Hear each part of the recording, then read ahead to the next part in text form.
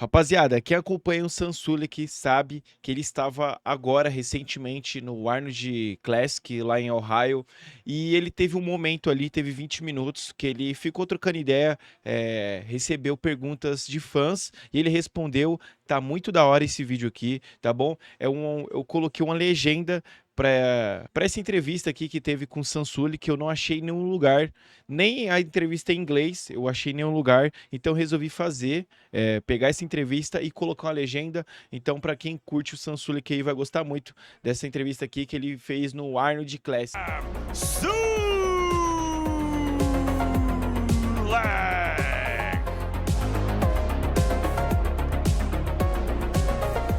Once again, ladies and gentlemen, let's hear it for Sam SULEK.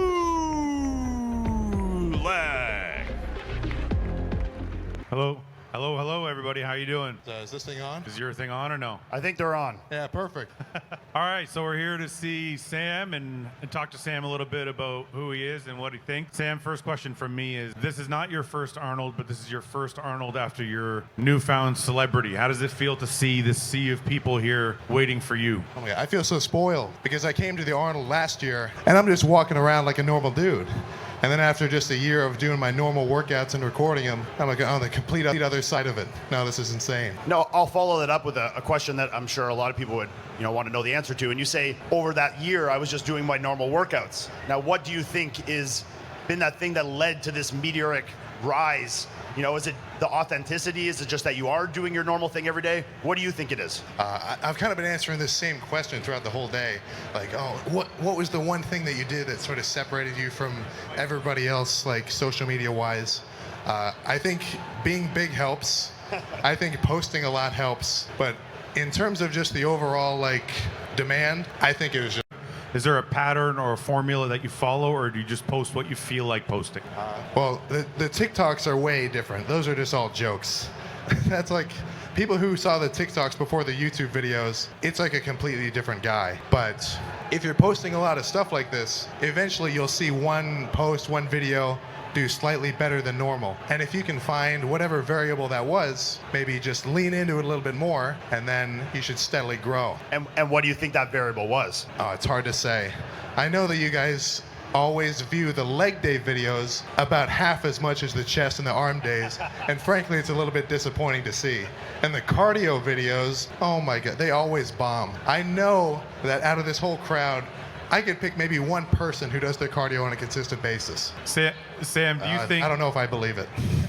Cardio is something that everybody frowned upon. We want to get as big as possible. Do you think you're kind of changing a generation's thought process of how to go about getting huge, but still maintaining health and promoting bodybuilding the right way? I mean, I would hope so. So I didn't get into like the whole, fitness community until like late 2016, 2017, or just like, watching it as a viewer. So I wasn't really there for the cardio kills gains movement. I feel that's kind of like an older mentality. So for me, it just makes sense. I don't want to get winded. Right, I want to be able to do some good sets and recover quick and throw that weight around again. So Sam, you've kind of jumped the line from all the bodybuilders that have come before you. Like most of us, like me and Ian, compete, start to get a fan base and really start to do things that way. You walked into your second Arnold, and Arnold Schwarzenegger pulled you aside to grab a photo. Like, how does something like that feel to see an icon like Arnold grab you and say, hey, will you take a photo of me? Oh man, stuff like that, it's almost surreal. I mean, I'm just leaving the hotel room to come over here, a few days ago, and I feel a tug on my shirt. Hey, do you want to come meet Arnold? He's eating breakfast. Oh, it was incredible. And then when we were done talking, I turned, Lee Priest is having a cup of coffee. It's crazy to be surrounded by all these legends, especially seeing them in person. I've been saying this whole time. You can see all these people in videos and Instagram posts, but when you actually see somebody, 300 pounds lean, 250 pounds lean in real person, oh, it's just great. I love it. And I'll ask on top of that, you said, we obviously see so many people come and they're so excited and so nervous to see you. Who is that person for Sam? You mentioned Lee, you mentioned Arnold, who else is on that list of following? Like, I'll see dudes who, we wouldn't really know them in like the mainstream, but if they're walking around with 24-inch arms, I'm going to turn my head and like watch them. Like, I want to take a picture with that guy. I feel like, having a following, it doesn't really mean anything, right? As far as I can tell, I'm just here to grow some muscle. And when I see people who are doing that like I want to, that's what's really inspiring. So being next to Arnold and having him take it, that doesn't make you nervous at all. Like, Okay, I didn't say Arnold. That was pretty crazy. But that's totally different. You know, like he's a cut above everybody else. all right, so I have a question about your composure. So being 21 years old and all of a sudden getting all this fanfare, or 22 now? 22 now. Sorry. Yeah, you've been with us for a while now. So being 22 years old and having all this fanfare, I've noticed that you just have a natural ability to talk to people when they come to the booth to meet you, or if they ask you to, as soon as they put a phone in your face and they want you to shoot a video, you're on it. But in your private life, you're a little bit more quiet. How do you separate the introvert and the showman? Honestly, I'm not sure I could say for sure. In terms of just the talking, like, you know, ripping like a whole like 10-second joke, calling out so-and-so's friend for skipping legs and not doing their cardio. I think the fact that I've just lifted for so long, if you ask me anything about lifting, I'm going to have a 5-minute speech for you. It's just I'm so used to talking about it. So I think it's almost like I maybe want to talk about stuff more, but how often are you talking about what's your favorite kind of curl? Or do you like incline or flat, or do you like that sort of in-between setting on the bench? Like this sort of stuff doesn't come up unless you're in the gym or surrounded by, you know, like minds like we are right now. All right, so when you started your career, you told me that one of your driving factors was that you wanted to build your channel. Like, you did intend to build your YouTube. You wanted it to be something special. I know you probably didn't think it was going to be this big, but when you were thinking those things, were you doing it because you wanted the fanfare? Were you doing it because you wanted to share your journey and just have kind of a diary? Or were you doing it because you thought it might be lucrative in a career? Which like one of those things played the most factor in like your aim to grow your YouTube channel? Oh, sure. I'm not sure I had a specific goal in mind. Honestly, the only reason I started posting videos in the first place was this pair of brothers that goes to my school. They blew up on TikTok one summer, and they were way smaller than me. And I said, all right, if they can do it, I want to try this shit too. You know, and then it just kind of flew up from there. So you didn't start your YouTube channel thinking this is going to be my career, or you just thought I can get views and people might want to watch me work out.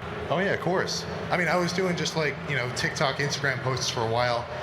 And it must have just been the fact that some of the videos had like a 315 bench or like really heavy squats. So people wanted to see the actual training. And I was going to post like one video a week. And I did that for like 2. And all the comments said, we just want to see training every day. So in my mind, if people want to watch it, yeah, I'll make it. It doesn't add too much time to my workouts. Like, I'm driving to the gym anyway. I'm going to rest in between sets anyway. And I'm driving back. I'm already going to pose down. Now, instead of just having an inner monologue, all I have to do is discuss it. All right, that actually brings me to an interesting question. If people stopped watching your YouTube videos, let's say you were only getting like 100 views, would you still post them? I mean, if they totally died off and nobody was watching them, maybe I would. But then in my mind, I'm like, oh, if 100 people are still watching, then they're really dedicated. Who am I to take away their It's the true fans, cardio the true fans. entertainment? All right, I'm gonna let people ask questions, but I have one more question that people have been asking me over and over and over again. I'm sure they've been asking you the same thing. The question I get most about you is Sam gonna compete? Are we ever gonna see him on a stage like this? Or is he just doing it for fun? And on top of that, if you are going to compete, what would be the class that you see yourself in? Yeah, I've definitely been answering this question a few times this weekend. Yeah, the whole plan is to compete, you know, eventually. But in my mind, it's not even a competition about the day. Like, sure, you have to prep, which is, you know, super hard. I haven't had a diet that hard yet. But it's all about preparation beforehand. If you have as much time as you want to get as big as you want before you get on stage, I want to get as heavy as possible. I've always kind of had a classic in my mind, but if I outgrow it, whatever, just move to open. Does anybody in the audience think this kid's gonna make classic? Or does he look more like a freak that's gonna be in the open bodybuilding class? I think he's going to have a real hard time making that weight in. Well, I guess we'll just have to find out. Now, the one thing is, I just want to know this from my own personal thought. Where do you get the patience? Because most of these guys that I meet in these expos that come to the booth can't wait to get on stage. When can I compete? How soon can I compete? How often can I compete? You have this patience that runs through you, whether it's career-wise or on stage, or whether you're going to compete or not. Where's that patience come from? Like, why are you so okay with just waiting? And not that that's a bad thing. It's actually a great trait. I'm just curious where you get it from. Well, I don't know if I'd even call it just waiting. Like, I'm not just waiting for lightning to strike and I'm like, oh, now I'm ready. It's like I'm still preparing, like still growing. Like, this is something I've been thinking about. You know, everybody who's on stage now and talking and running booths and competing, like during the bodybuilding show, Samson and, you know, everyone. This isn't the important part. You know, they've been lifting and training for years and years on end. So for whatever reason, that's the sort of part that I enjoy. You know, I'm not itching to get up on stage and just compete. If I do get there, you know, I want to be able to win. And how will you know when that time is right? You know, when you're how big? Do you want to be 300 pounds before you get on stage? Do you want to be 270? Like, where is that line in your mind when you're envisioning it? Okay, this is the physique I want before I get up there. I'm not sure I have like a specific physique in mind. Really, when I think about what I want to do over time, is I just want to keep getting bigger. And then I guess I will just know when the time is right. Okay, last question, I promise, then I'll give you guys the mic. You seem very motivated by freakish muscle. I just want to know what in your childhood or coming up like drove that motivation. Like, where did that come from, where you're like, you just wanted to be a freak? Because I remember you telling me you did it just because it thought it'd be funny. So like, is this all just for fun, or like, did you have something where you're like, I want to look like that? I don't know about my childhood. Like, there was no bodybuilders like my dad or my brothers or whatever. Like, I don't know if it really started back then. I can definitely for sure, when I started lifting, I was watching Baki, for anybody who knows. And who doesn't want to walk around just fucking huge, turning heads? You know, when you think of old, like, Rich Piana videos where people are, like, if he walks past you, they look back and follow him. Like, just stuff like that. It's just cool, you know? So if that's possible, I want to make it happen. All right. I'm not sure what type of system they have set up here, so I'm going to point to somebody, and then I'll come give you the mic, okay? Let's go this guy right here. This guy right here in the tube. Hey Sam, nice to meet you. I'm 16 years old. I'm from Wheeling, West Virginia, and I'm an athlete, and my love for, I guess, lifting in general came from football my freshman year of high school. And I know you swam in high school, and you had to be an athlete on top of, you know, staying fit. What is your best advice for like the perfect balance? Because I know that my love for football is going to lead me. I don't want to just stop completely and just stick to lifting. I really want to know what's your advice to keep the perfect balance between an athlete and a bodybuilder trying to get big like everybody else. Yeah, so I just got almost this exact question from one of my buddies, because he's like in your exact same shoes, football player, but he also wants to get into bodybuilding too. Honestly, like high school guy, college guy, if you can balance them both, I think that's probably your best bet. Right? You definitely don't want to quit football and then think, oh man, what if I could have done this or so? Because you got to remember, I was doing like, you know, flipping flips into the water off a diving board up till my freshman year of college, and I was still lifting at the time, like, you know, 200 something pounds. So I went as far with that as I could, and then I really just had to make a decision. I think I want to get bigger. You know, I can still do it a little, but when you see a 260-pound guy on a diving board, you think it's gonna break. You know, it's just not feasible. So I'd say just balance them as long as you can. Thank you. You can just pass. Also, I do my cardio. I love it. Wait, sorry. We've got another one right over here. Hi, my name's Gabe. I just would like to ask a quick question. I hate to call him out in the crowd, but what do you think about the Greg Duquette videos? I'd love to hear what you think, and do you ever think there will be a collab in the future? Well, by the time there's a Greg Doucette collab, I'm sure there'll be all sorts of other collabs. You know, there's none yet, really. Right. But when I saw the first Greg Doucette video, I'm like, all right, now I've finally made it. You know, dude, come on, who cares? And like, if you watch the first minute of the video, it's all about just a clickbaity title. Right? He's literally said before, if you guys keep watching the videos, he's going to keep making them. And that's the whole point. Right. So I do not mind. I was just talking to him in the back. Super cool, super lean. He's a cool dude. Thank you. I appreciate the answer. Oh yeah, of course. All right, we got any more here? We can pass it down here on the right. Yep, thank you. Dude, you're like a massive inspiration to me. I got the chocolate milk here. Yeah, I saw you walking up with that. It's great. Yeah. So I'm 14 and I'm just wondering like what I should do. I want to get as like big as possible. I'd say 14 early on, just make sure you're training consistently. And if you're eating food, which it looks like you don't have a problem doing, you almost got a half gallon of chocolate milk gone. Look, I think the consistent training is pretty much it. So you're just going to keep growing, man. Thank you. All right, down here on the right, you pass it down.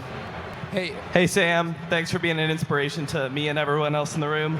It means a lot. Also, do you think that you can see yourself making more produced videos in the future, or do you think it would risk losing the authenticity that you capture in the videos? You know, I do think about that because if there are any, videographers or video editors, I'm sure they probably like seethe a little bit when I just put like simple cuts on a tripod together, not much like color grading, but I think you kind of lose it if you focus too much on something that isn't really the main idea. Like I want to put all the focus into the lift itself. If I try to make it like a whole production, I just don't think it's necessary. All right, we got time for 3 more. Hey, sorry to interrupt. Hey, Sam, I have a question. So a lot of people are saying you're like the successor to Rich Piana, and you're honestly carrying on his legacy. I'm just curious, like, what are your thoughts on that? And if you relate to Rich Piana at all, or like enjoy his content or anything like that. Oh yeah, no, I've seen all the Bigger by the Bay videos, love them. Honestly, if you watch the original videos, now I'm super comfortable talking on camera. Like to the point where people in my gym will even ask me like, dude, how do you talk like that? You look crazy. You're just talking to yourself in the middle of nowhere. But if you watch the first few videos, I sort of talk just like him. I'm like yelling at the camera. No, I love him. When people say I'm following his footsteps, I think they should say I'm following a little further behind, because those are some pretty big shoes to fill. But I really love hearing that. Hi, I'm Nevaeh, and I've been watching your YouTube videos since like before a million. But I was wondering if like the overnight success kind of got to you like in the beginning, because I know people now are probably recognizing you everywhere. So are you stressed out at all? Are you overwhelmed at all? Like how has it affected you instead of us? Oh yeah, no, I mean, not even. Because you gotta remember, I'm probably the guy who's watched like all the day-by-day growth and the analytics like more than anyone, because I'm exposed to it all the time. So, I was there when the first like 10 people asked for my autograph at the last Arnold, and it was just them. And then when people gradually started to recognize me more and more, so even though it's very drastic, like compared to last year, this is absolutely insane, but it's been a very smooth increase. So I feel pretty used to it, as kind of spoiled as that sounds. So, hi Sam.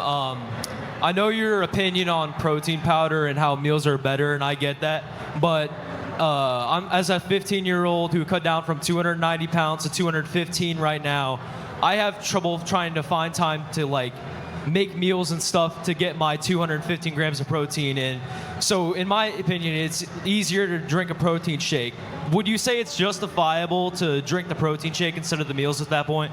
Oh yeah. No, I wouldn't say protein isn't comparable to meals.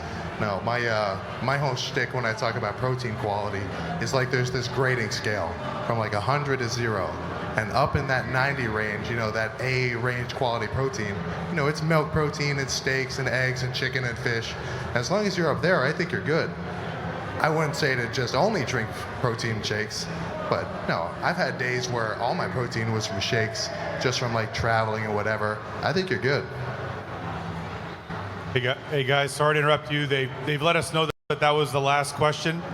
So we're gonna head off. Sam has to go to the Arnold booth for photos. So if you paid for a photo at the Arnold booth, you can catch him there. Sam, do you have any final words for everybody before we head off? Yeah, one thing. A lot of guys at the booth, they've been telling me that they've been doing the cardio and they haven't been skipping legs. And I made about 500 videos calling people out. So I'm glad that my crusade to get you guys doing cardio is working. All right, thank you everybody.